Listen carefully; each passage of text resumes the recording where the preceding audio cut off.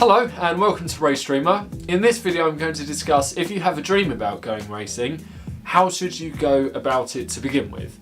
Or at least if you haven't considered going racing before but you love driving, how are other ways you can explore whether the whole racing thing is for you or not?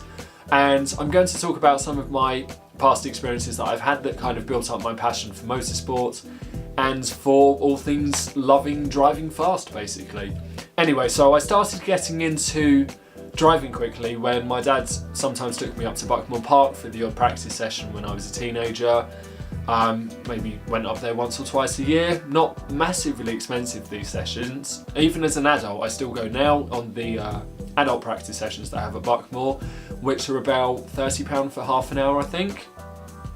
So if you're looking for an affordable way to sort of try out either racing or just driving quickly in general, I would say go-karts is definitely the best way of getting into it, just from a standpoint of it being affordable. Even a race at Buckmore, I think you can get into racing at Buckmore, just amateur races, from about 60 quid, and I've done a few of those before, which is how I've kind of found out that I enjoy racing, even if it involves being crashed into on occasion. That's just part of it though. It does hurt, but it's just part of it. So the other thing that I've done in the past that really got me into the love of driving cars quickly was a few commercial driving experiences. I had the first one for my 18th birthday because it was the present that I basically asked for, was to drive a Lotus Exige around the Thruxton circuit. So when I was 18 I didn't really have much driving experience outright. I had a driver's license but I hadn't driven a car properly before, just other than in driving lessons. So getting to do 12 laps around Thruxton was a seriously cool experience at the time. I got to drive pretty quickly. I wouldn't say anywhere near the limit of the car, but that's what I was comfortable with on the day because I was basically brand new to track. I was literally brand new to track driving at that point. And following on from there, I've done a few more driving experiences. I've been to Mercedes-Benz World, I've been to the Porsche Experience Centre. I drove a Nissan GTR around Silverstone, around the Grand Prix circuit at one point. And this just all basically snowballed my love for motorsport, and especially for actually being a part of it.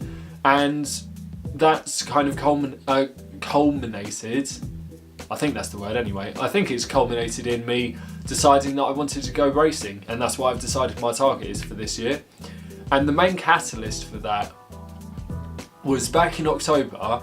I did another driving experience at Lotus in Hethel. It was the first time I've been up there and I was really surprised who the instructors were. There was Martin Donnelly, who's an ex-Formula 1 driver for those of you who don't know, and also Rob Bath. If you don't know who Rob Bath is, go and check him out. He is a really cool character.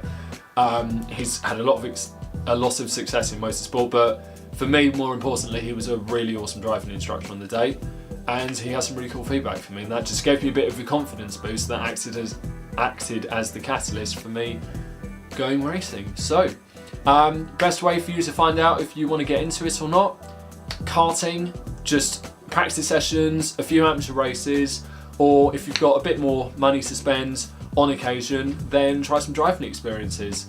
And we'll see if that pays off when I actually start racing.